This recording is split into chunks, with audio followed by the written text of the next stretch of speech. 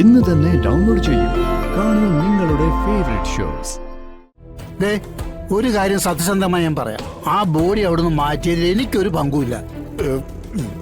വിശ്വസിക്കാൻ പറ്റുമെങ്കിൽ നീ വിശ്വസിക്ക്. എങ്കിൽ ചിലപ്പോ ആ കറുത്ത ജീപ്പിൽ വന്നവരായിരിക്കോ ആ ബോഡി അവിടെ നിന്ന് മാറ്റിയത്?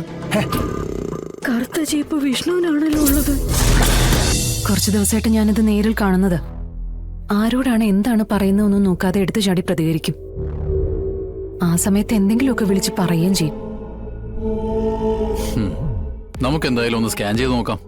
അതിപ്പോ വിഷ്ണു ചൂടാവുന്നത് കൊണ്ടോ എന്തെങ്കിലും കണ്ട പ്രതികരിക്കുന്നത് കൊണ്ടല്ല കേട്ടോ. അതൊക്കെ ചെറുപ്പത്തിൽ കളിച്ചു കിടന്ന കാലത്തെ ഉള്ളതാ. എന്തെല്ലാം കുഴപ്പങ്ങൾ ഉണ്ടാക്കിയിരിക്കുന്നു. ഞങ്ങളുടെ കൂട്ടത്തിലുള്ള ഒരു പയ്യനെ കറിക്കത്തിക്ക് കുത്തിയിട്ടുണ്ട്, അറിയോ? ചിരട്ടയിൽ കഞ്ഞിയും കറിയും വെച്ച് കളിക്കുന്ന പ്രായത്തിൽ. അത് ആ പ്രായത്തിൽ ചെയ്യാമെങ്കിൽ ഈ പ്രായത്തിൽ ഭൂമി തലകീഴായി മറിച്ച് വെച്ചില്ലെങ്കിൽ അത്ഭുതപ്പെടേണ്ടതുള്ളൂ. എന്റെ പൊന്ന് സതീഷ്, നീ വെറുതെ. ഡോക്ടറെ, നമുക്ക് കാര്യത്തിലേക്ക് കിടക്കാം. ഇപ്പൊ ഈ പറഞ്ഞ പ്രശ്നങ്ങൾ എനിക്കുള്ളൂ. അതിനിപ്പോ എന്തെങ്കിലും ചെയ്യാൻ പറ്റുമോ? അതിനുള്ള വഴിയാ ഞാൻ പറഞ്ഞത്. ഇതൊരു റൊട്ടീൻ ചെക്കപ്പ് മാത്രമാണ്. നിങ്ങൾക്ക് ഞാൻ നോക്കിയിട്ട് യാതൊരു കുഴപ്പമില്ല. കുറച്ച് വൈറ്റമിൻ ടാബ്ലറ്റ്സ് എഴുതുന്നുണ്ടേ. കണ്ട? അതെ, വിഷ്ണുവിനെ ഒന്ന് സ്കാൻ ചെയ്യണം. വിവരങ്ങളെല്ലാം ഞാൻ സെൻഡ് ചെയ്തിട്ടുണ്ട്. ശരി സർ. സതീഷേ. ആ ശരി.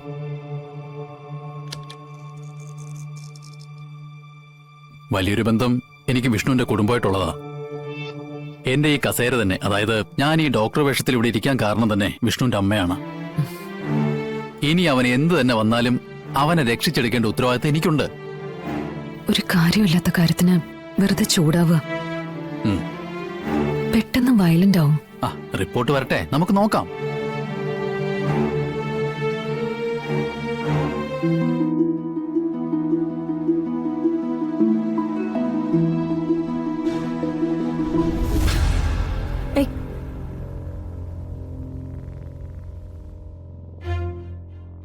നിങ്ങൾക്കൊന്ന് പറഞ്ഞിട്ട് ഇങ്ങനെ വന്നിരുന്നൂടെ?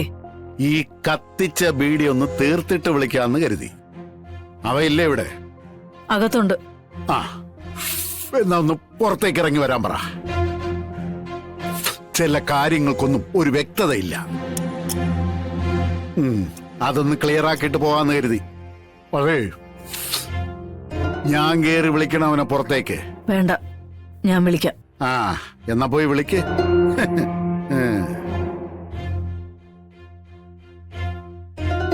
ഗോപാലേട്ടാ, ഗോപാലേട്ടാ. എന്താ സാറേ, നീ എന്താ ഇങ്ങനെ കിടന്ന് വിളിച്ചു പോകുന്നേ? അവിടെ അയാള്. ആര്? ആ വേലായുധൻ.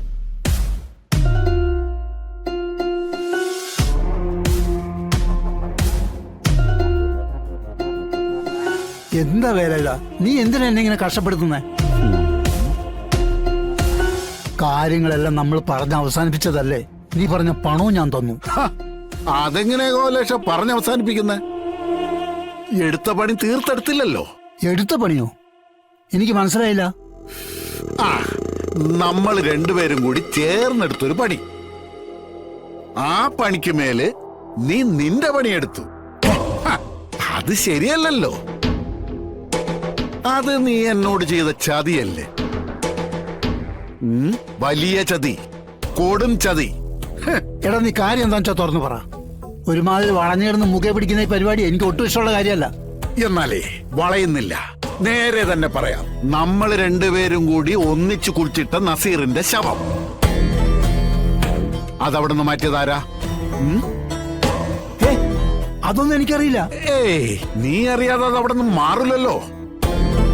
വേലായുധ, ആ രാത്രിയിൽ എന്ത് ചെയ്യണമെന്ന് അറിയാതെ നിന്ന എനിക്ക് നീ ചെയ്തു തന്നെല്ലാം മറക്കാനാവാത്ത സഹായങ്ങൾ തന്നെയായിരുന്നു. ഓ ഓ പക്ഷെ അതിന്റെ പേരിൽ നീ എന്നെ ഇങ്ങനെ ചതിക്കൂന്ന് ഞാൻ കരുതിയില്ല. ഒരു കാര്യം സത്യസന്ധമായി ഞാൻ പറയാം, ആ ബോഡി അവിടുന്ന് മാറ്റിയതിൽ എനിക്കൊരു പങ്കുമില്ല. വിശ്വസിക്കാൻ പറ്റുമെങ്കിൽ നീ വിശ്വസിക്ക്. എങ്കിൽ ചിലപ്പോ ആ കറുത്ത ജീപ്പിൽ വന്നവരായിരിക്കോ ആ ബോഡി അവിടെ നിന്ന് മാറ്റിയത്?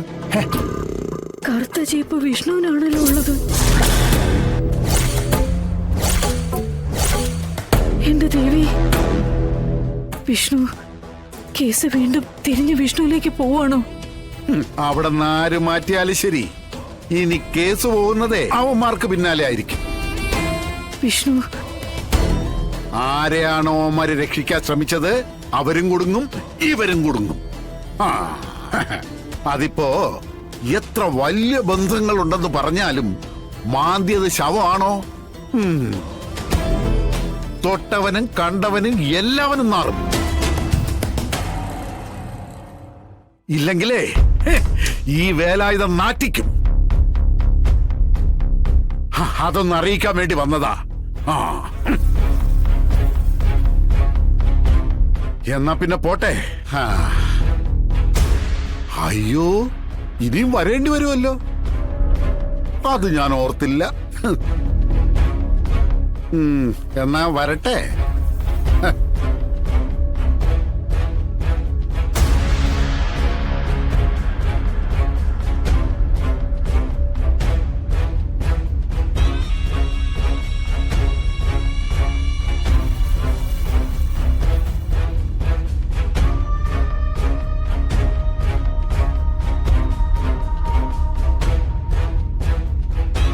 ഗോപാലട്ട, ഇനിയിപ്പോ എന്താ നമ്മൾ ചെയ്യാ? എനിക്കറിയില്ല ശാരദേ, എനിക്കൊന്നും അറിയില്ല.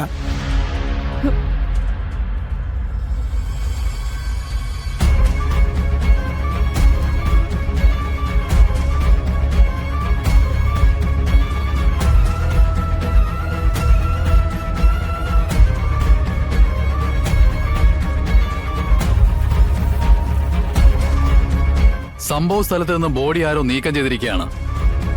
പിന്നെ അവിടെ സംശയാസ്പദമായി കണ്ട 2 പേർ, അതുപോലെ ജീപ്പ്. ഈ 3 കാര്യങ്ങൾക്കാണ് ഞങ്ങൾക്ക് ഉത്തരം വേണ്ടത്. ഈ 3 കാര്യങ്ങളിൽ ഒരേ ഒരു കാര്യത്തിന് എനിക്ക് സാർ ഉത്തരം തരാൻ പറ്റുള്ളൂ. എന്റെ ജീപ്പ് അത് ഇന്നലെ രാത്രി എന്റെ വീട്ടിൽ നിന്ന് മോഷണം പോയതാണ്. മനസ്സിലായ? അപ്പൊ അത് എടുത്തോണ്ട് പോയതായിരിക്കും ഈ ബോഡി മാറ്റിയിട്ടുണ്ടാവുക. അങ്ങനെ ആയിരിക്കല്ലോ. നസീറിനെ കൊന്നത് ആരെന്ന ചോദ്യത്തിന് വിഷ്ണുവിന് ഉത്തരം ഉണ്ടാവില്ല, സമ്മതിച്ചു. പക്ഷേ സംശയം ചെന്ന് നിൽക്കുന്നത് വിഷ്ണുവിന്റെ ഫാദർ ഇൻ ലോയില്ല. അറിയോ? ഫാദർ ഇൻ ലോയെ രക്ഷിക്കേണ്ട കടമ വിഷ്ണുവിനുണ്ട് താനും. അങ്ങനെ ഒന്ന് ചിന്തിക്കുമ്പോ നിങ്ങൾ എന്തൊക്കെയാ പറയണേ? ഇപ്പൊ ഞാനാണ് നസീറിനെ കൊന്നതാണോ നിങ്ങൾ പറഞ്ഞു വരുന്നേ? അങ്ങനെ പറഞ്ഞില്ലല്ലോ. ഇതിലെവിടെയെങ്കിലും വിഷ്ണുവിന്റെ സാന്നിധ്യം ഉണ്ടായിട്ടുണ്ടോ? എങ്കിൽ അതെന്തിന് എന്നേ ഞാൻ ചോദിച്ചുള്ളൂ. എന്റെ പൊന്ന് സാറേ, നസീർ എന്ന് പറയുന്നത് ഭൂലോക ഫ്രോഡും ഈ ഡ്രഗ് അഡിക്റ്റും ആയിരുന്നു. ആ ചെക്കനാണ് ഈ ലോകം മുഴുവൻ ശത്രുക്കളാണ്. അപ്പൊ അവരാരെങ്കിലും തീർത്തിട്ടുണ്ടാവുക. അല്ല, സാർ അവനോട് സംസാരിച്ചിട്ടുണ്ടോ? ഉണ്ടോ? സാർ അവനോട് സംസാരിച്ചു നോക്കണം. ദേ, സാറിന് അവനോട് യാതൊരു വൈരാഗ്യയിലും അവന്റെ മുഖത്തൊരെണ്ണം പൊട്ടിക്കാൻ തോന്നും. എനിക്ക് പലപ്പോഴും തോന്നിയിട്ടുണ്ട്. അങ്ങനെ ഒരുത്തരെ തഞ്ചത്ത് കിട്ടിയ ആരാ സാറെ തീർക്കാത്തേ? അങ്ങനെ പെടുമരണം വാങ്ങിച്ചു കൂട്ടിയതായിരിക്കും. അതെ, അതാ ഞങ്ങൾക്ക് അറിയേണ്ടത്. ആ പെടുമരണം ഏത് രീതിയിൽ അവന് കിട്ടിയെന്നറിഞ്ഞാ ഞങ്ങളും ഹാപ്പിയായി വിഷ്ണു. അപ്പൊ ഞാൻ ഹാപ്പി ആവില്ലല്ലോ സാറേ. അതെ, നിങ്ങളിപ്പോ ഈ കൊലപാതകം എന്റെ തലയിൽ വെക്കാനാണ് ഈ ശ്രമം നടത്തുന്നത് എനിക്ക് മനസ്സിലായി.